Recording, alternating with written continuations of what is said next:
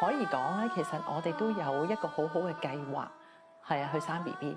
咁但係一路懷孕到我生咧，我都係未叫做平安過嘅，係好驚嘅。係啊，即係而家諗翻起咧，都有諗到點解我嗰陣時會過到啊？我媽咪佢有次話俾我聽 ，special needs 唔等於 difference。佢話 Cassie， you are not special， you are unique， you are perfect。其實我哋而家希望係每一日過得開心，咁我哋就賺咗噶啦。哇！點解你會識和音嘅媽咪？係啊，我都識噶啦，而家因為俾你洗腦啊嘛，日日都。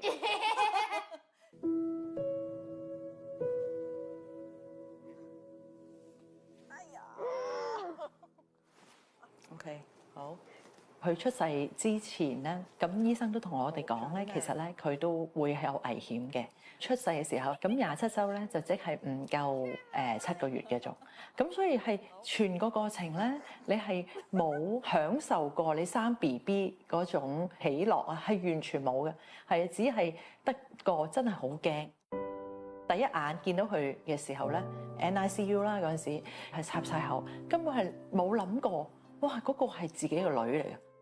佢出世嗰時咧係得915 gram， 2磅都唔夠啊，係好細咯。而家諗翻起咧，都係唔知點樣去接受啊，接受唔到。當時其實望到呢個 BB， 我哋覺得佢冇希望喎，繼續堅持留佢生命喺度，其實係對佢好定係唔好咧？做父母，我哋又唔想放棄，即係其實嗰個好矛盾。你一路想佢生存落嚟，咁但係又點咧？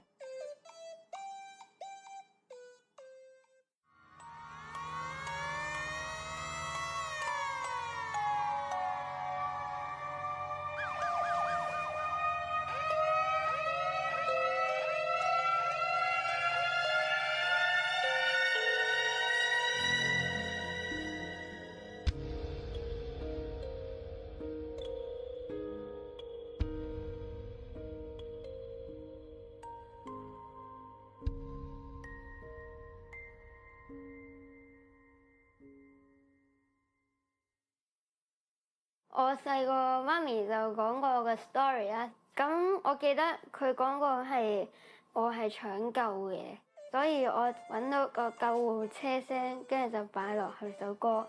無論係 studio 聽啊，平時上堂聽啊，或者喺屋企聽，成日都喊嘅，因為諗翻起我細個實在太唔開心。因為佢早產嘅視網膜病變啦，咁所以咧佢而家係左眼咧係完全睇唔到，只可以睇到光同埋影。右眼咧就睇到大約係 10% 都唔夠嘅，同埋咧係發現咗天生嘅巨結腸症啦。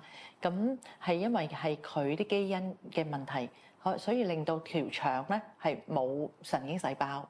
佢係全條腸、大腸、小腸，所有腸都係冇神經細胞，即係全部都唔識喐，即係佢唔可以靠條腸去吸收啦。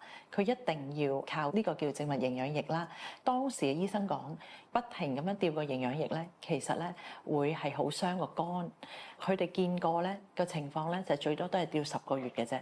所以咧，佢哋預計佢生命咧最多得10個月。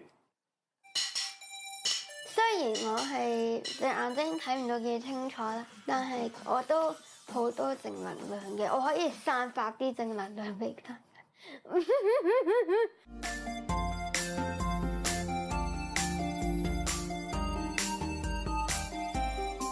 Let's be inclusive. There is no limit. Just do whatever you want to do. Let's be inclusive. There is no limit. La la la la la la. And this is me.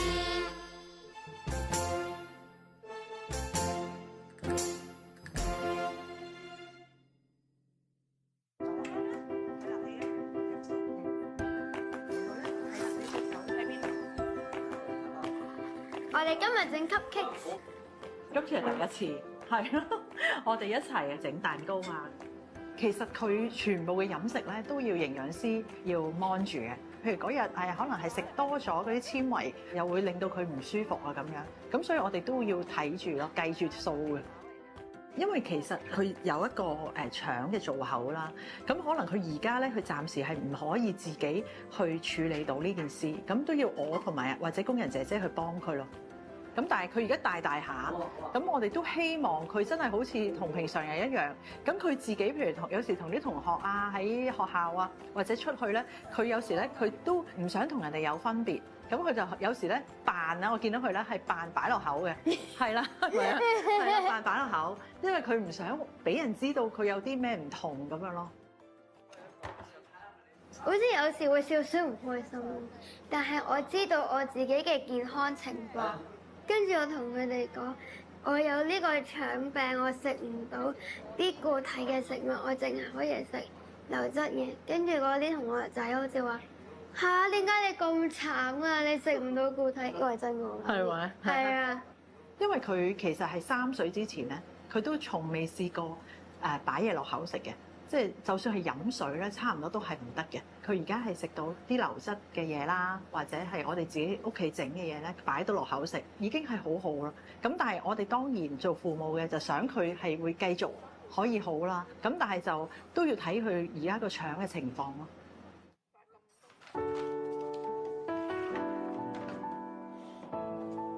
咁你哋可以開下呢一個嚟睇啊！呢個咧就係一個。我以前就一路就同我先生做生意啦。咁但係我有咗 Cassie 之後咧，咁我就停咗工冇做嘢，真係全程去照顧佢嘅。咁就到大約6、7年前，咁我就覺得佢開始穩定啦。咁佢大個，咁我都想自己有翻自己嘅 life 啦，做翻嘢啦。主要係做食品入口嘅。黑色盒裏邊嗰啲嘢咧，而家要攞出嚟。今日咧就係做呢個會展嘅美食展啦。每年咧我哋都會做2、3次擺呢啲咁嘅展覽咯。琴日咧就開始嚟要 set 場啊咁樣啦。今日第一日啦，咁我一定要到場嘅。咁但係咧 Cassie 咧又有一個表演喎，咁我又係一定要去參與啦。咁所以我哋都係要走幾場咯。其實差唔多成日都係咁噶啦，但係我哋慣嘅 OK 嘅。咁同埋都有啲同事係好好嘅，佢好幫得手嘅。正啊你！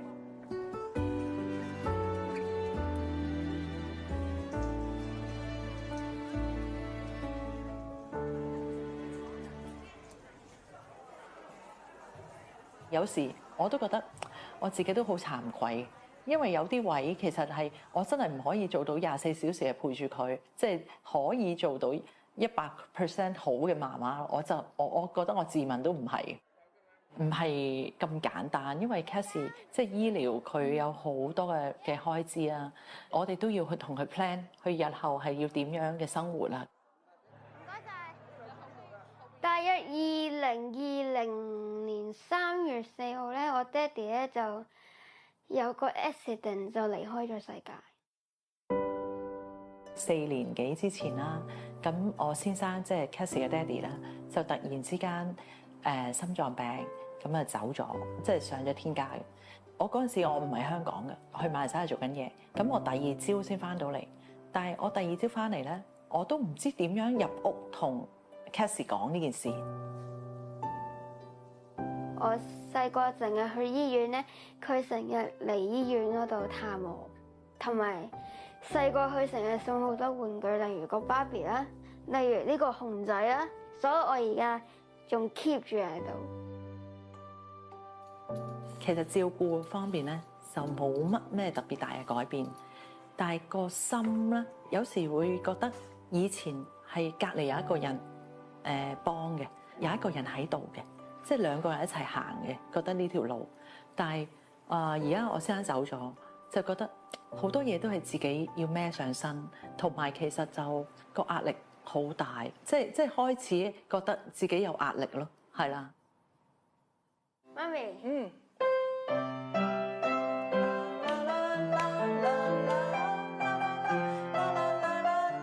我話媽咪唔緊要嘅，我哋係可以做得到嘅，因為爹哋佢雖然唔喺度啦，但係爹哋佢喺個天堂嗰度睇住我哋嘅，同埋我哋遲啲係會見到阿爹哋嘅，你唔使驚嘅。我哋都好多謝，其實身邊好多人啦，譬如 Cassie 學校嘅老師啊，我哋屋企人啊，啲朋友啊，個個都好幫我哋。呢15年啦，Cassie 而家15歲啦，其實雖然係遇到真係好多困難，但係就我哋有好多人即係俾啲愛我哋，同埋嗰個情，我覺得係好好。我覺得我哋係被愛嘅。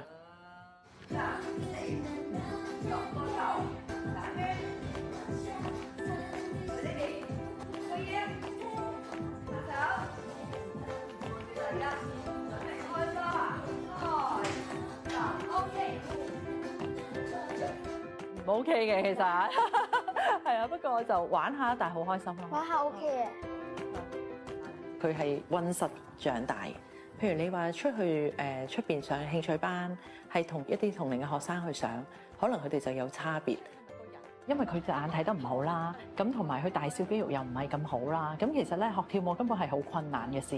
咁但係咧，我就見到佢咧成日咧自學跳舞，咁啊亂咁跳啊咁樣。咁我就有一次咧就同佢哋學校有一個 Sir 傾啦，就介紹咗一個朋友，咁佢就係Queenie 啦。學咗之後咧，咁佢係明顯有進步咯。即係 Miss Queenie 佢平時就捉住我手手腳腳咁樣教，跟住我就可以掌握到。例如做一字馬同埋我頭先啱啱放隻腳我個頭嗰個咧，因為我細個做極都做唔到，同埋俾嗰啲正常人例如我媽咪都做唔到，係媽咪咧就覺得好 surprise 啊！哇 Cassie 佢可以喺嗰個台嗰度跳舞喎。佢以前做唔到嘅事，佢而家終於做到喎！我記得我嗰日媽咪咧，我送花俾我嘅。我覺得媽咪喺我心目中咧就係一個好 sweet 嘅媽咪咯，即係佢好有 love。我練咗媽咪，佢中意做乜，我都希望可以支持到佢。因為其實如果你話靠社會靠自己，其實好難嘅，係啦。我覺得我哋父母都要真係自己睇下點樣去幫佢咁樣咯，同埋俾機會佢咯。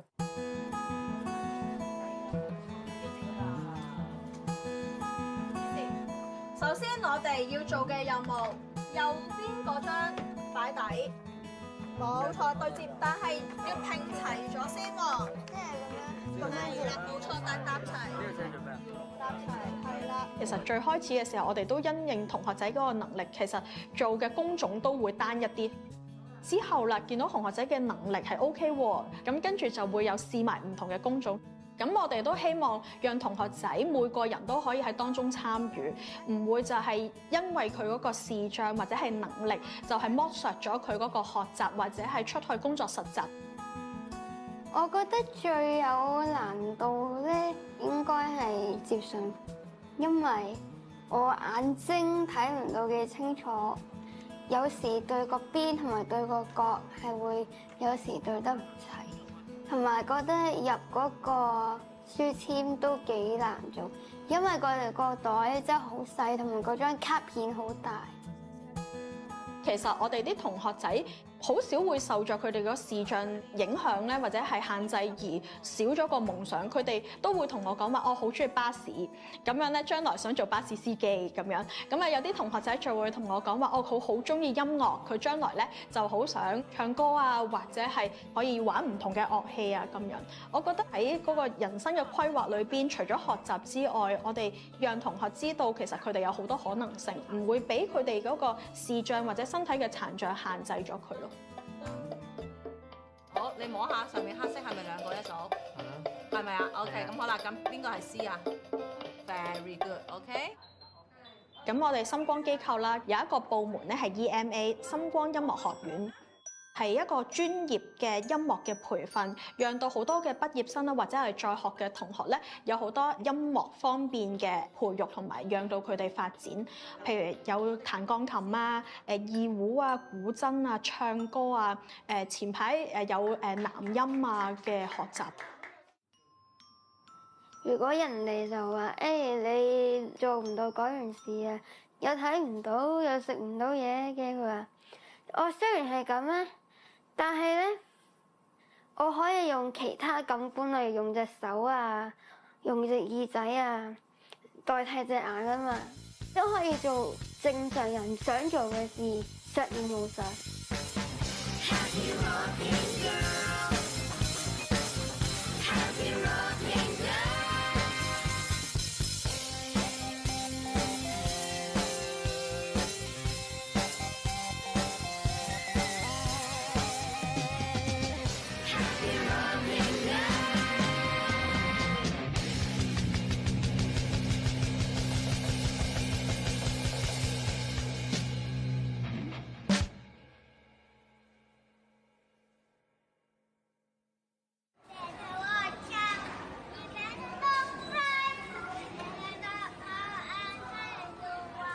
我由5歲開始學琴，跟住我上年14歲就學咗打鼓，跟住今年就學咗作曲同埋唱歌。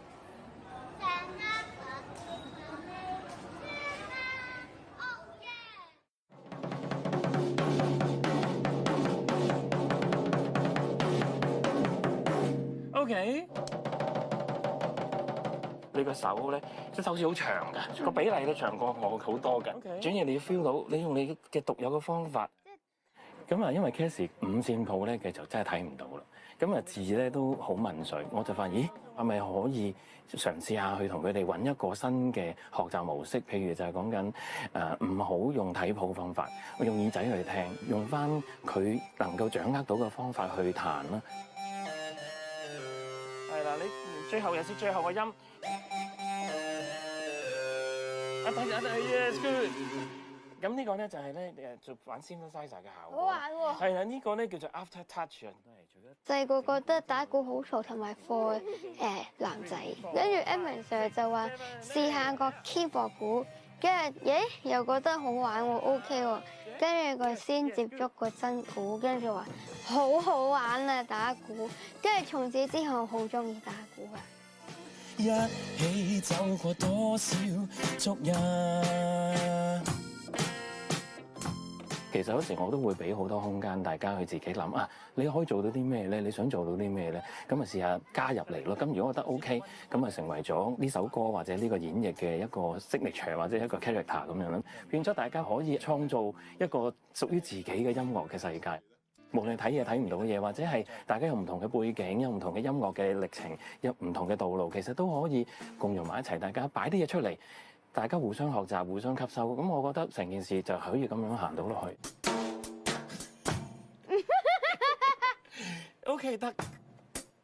初啦，我俾佢學打鼓啦，我諗住係俾佢練下啲肌肉啊，即係運動下。我都冇諗過佢中意到咁樣咯。自己日日喺屋企咧就喺度練啦。咁所以我覺得呢樣嘢係我自己真係要學啊。即係佢，譬如佢要堅持做一樣嘢咧，佢係一定要做到嘅。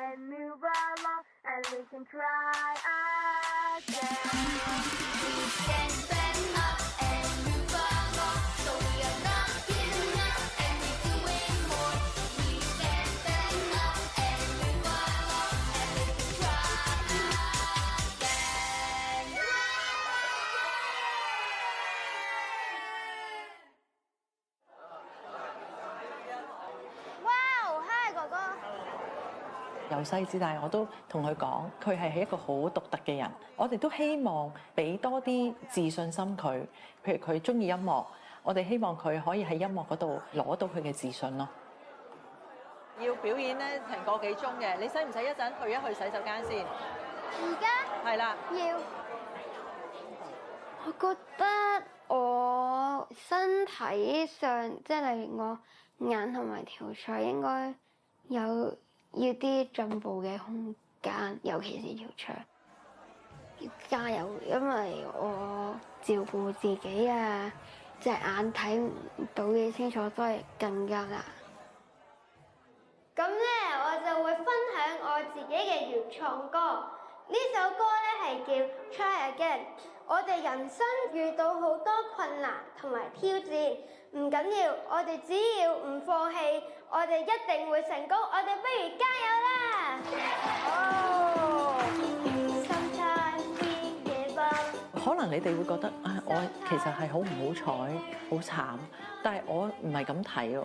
其實我好好彩，佢而家可以識行識走。我每一日起身，我聽到佢把聲，佢嗰日冇病冇痛喎，或者冇一啲狀況，其實我真係好感恩㗎。Cassie，我好多謝你嚟到做我個女，真係因為你可以改變咗我好多。我喺你身上咧，我學到好多嘢，我好多謝你。